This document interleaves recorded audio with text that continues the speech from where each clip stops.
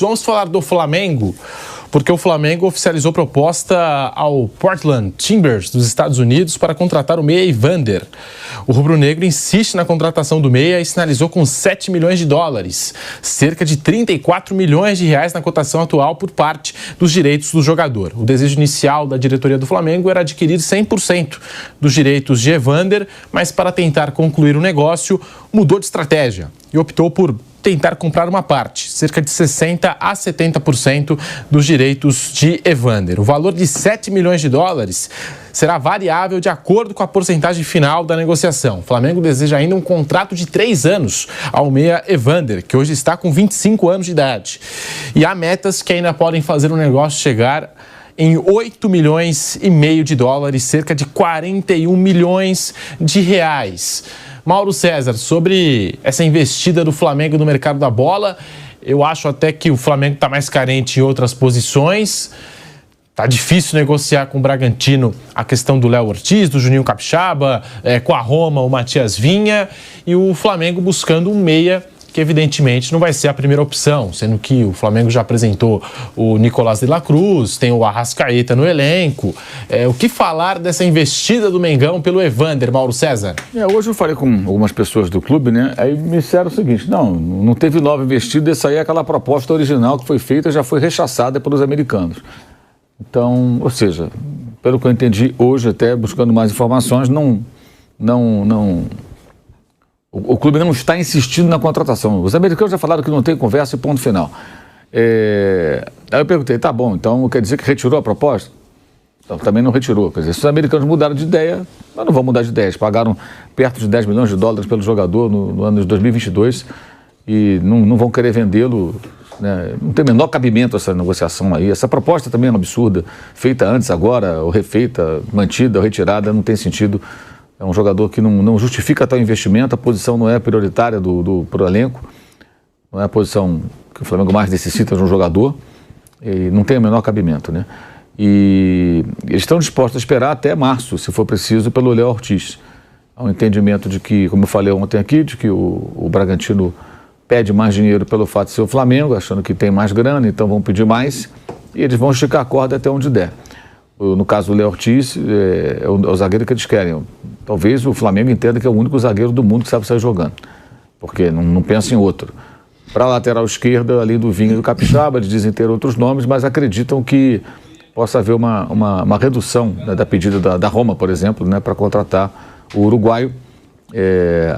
Até faz um certo sentido que a Roma em algum momento vai ter que definir o que ela vai fazer. Mantém o jogador emprestado ao Sassuolo e não faz dinheiro, ou vende pelo valor que foi oferecido pelo Flamengo ou por algum outro clube que apareça com interesse, e aí você faz caixa e consegue contratar alguém para reforçar o time do Zé Mourinho, a própria Roma, para a segunda metade da temporada europeia, no caso agora da janela do começo do ano.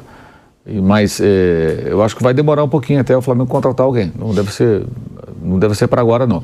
Eu entendo que entre você contratar por qualquer valor que se pede de cara e você negociar, esticar um pouco mais a negociação, desde que o final seja feliz, ok, problema nenhum. Agora, se não contratar ninguém, aí vai ser muito criticado, porque será muita incompetência não conseguir contratar para as posições carentes do elenco depois de algumas saídas, né? Já saiu o Santos, saiu o Rodrigo Caio, saiu o Felipe Luiz, saiu o Everton Ribeiro.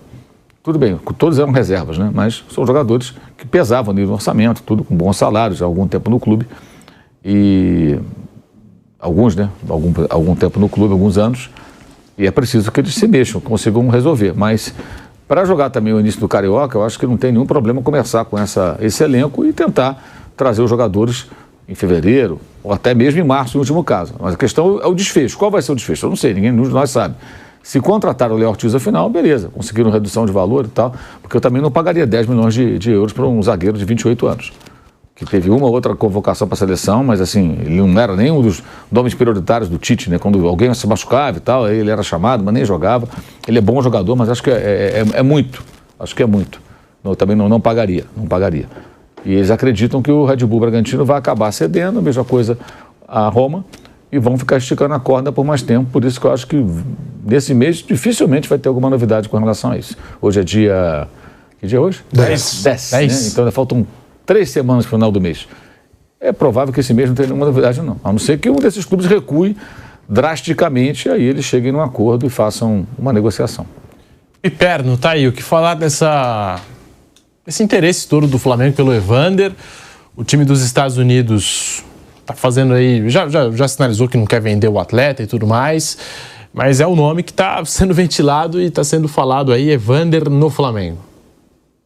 Não sei o que dizer em relação a esse jogador. Eu não conheço, eu assim, conheço de ouvir falar, né?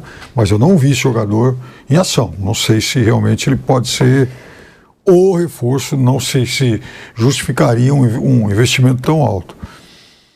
Agora, no caso, por exemplo, da lateral esquerda, quando o Flamengo fala, pensa e, enfim, cogita, Vinha e também o Capixaba, está falando de dois jogadores com perfis muito diferentes. O Capixaba, inclusive, foi utilizado muitas vezes no meio campo, um jogador que gosta muito de avançar, um jogador que ataca bem e tal, um jogador de boa técnica, quando tem a bola nos pés, mas é um jogador, por exemplo, de muitos problemas quando tem que marcar. E foi assim desde o começo de carreira. Eu me lembro até que teve uma vez que o Renato, que acho que tem um toque de Midas aí para um monte de coisa, falou, eu vou ensinar ele a marcar. Então, ele não ensinou coisa nenhuma, ele já tinha esse problema. No começo de carreira foi assim no Grêmio e tem sido assim desde sempre, né? O Vinha não, é um lateral mais convencional, um jogador, para mim, de um nível muito bom. Eu iria atrás dele. Agora, essa dificuldade toda, né? Não exatamente em relação ao Vinha, porque é um jogador, né, de um clube lá da Europa, mas aqui no Brasil vai mostrando também todo mundo, quando tem que fazer uma negociação com o Flamengo e Palmeiras, joga os preços lá em cima, né? Puxa vida, esse é o novo rico, esse é o novo milionário, então eu posso pedir um monte. Então torna tudo muito mais difícil também. O caso do Léo Ortiz é típico. Não é um jogador para custar tanto. Aposto que se, por exemplo, o São Paulo chega lá para tentar contratar um argentino ou, sei lá, mesmo alguém de fora, né, de um mercado intermediário aí, o preço não vai ser esse. O preço é esse porque é o Flamengo. Você tem o índice Flamengo, você tem o índice Palmeiras e vai ser assim sempre. Da mesma maneira, se o Flamengo apresentar algum nome para vender, você que tentar comprar de quem é? Claro, é mais difícil. Eu quero 50, mas eu posso te passar 49? Não, é 50. Mas 49 eu tenho. Poxa, a diferença é pequena. Não, eu quero 50. Não é isso? É o inverso. Foi com o Pedrinho aqui em relação à venda do Arthur. Nossa. Só que, da mesma forma que se vende muito bem o Arthur, na hora de comprar outro vai ser muito mais difícil também. Isso, exatamente. Só lembrando que o negócio do Arthur é uma operação que pode chegar aos 18 milhões de euros, são 15 milhões de euros, mais 3 milhões em bônus. O Palmeiras vai ficar com 90% do negócio, tá? Tá bom, né? É à vista ou não? Eu não tenho essa informação, posso consultar depois o departamento de futebol do Palmeiras sobre essa informação envolvendo o Arthur. Mas tá aí, a gente está falando, né, do futebol russo, acabou de falar do futebol dos Estados Unidos, onde atua o Evander, né?